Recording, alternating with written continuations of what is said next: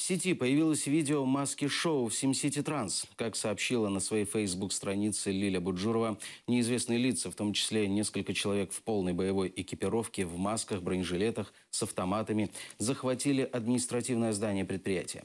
Всех, кто в нем находился, включая руководство, заперли в одной комнате.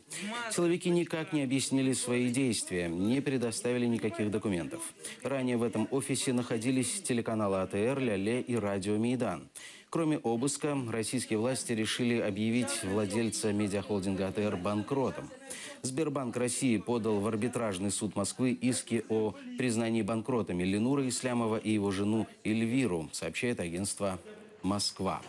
Общая сумма исков составила 2 миллиарда 200 миллионов рублей. Как сообщил агентству бывший временный управляющий подконтрольной жене Ислямова Квин Групп Роман Синченко, иски могут быть связаны с кредитом, выданным компанией Сбербанком.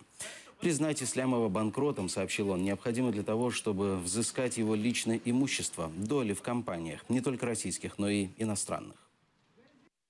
Пожалуйста, представьтесь, как вас зовут и кто вы? Представьтесь, пожалуйста. Этот человек с вами пришел? Скажите, пожалуйста, чего да? вы производите сейчас задержание меня? Я выхожу. На основании чего меня будет? Предпринимается действие. На чего мне держат? Все, проходите, проходите. Все. Никто никого не пропускает. Кого попросили? Проходит. Все. На основании чего зачитают? Нет, я исполнитель. Кто задержит? Это его личный кабинет. Его личный. Руки убираем сразу, да?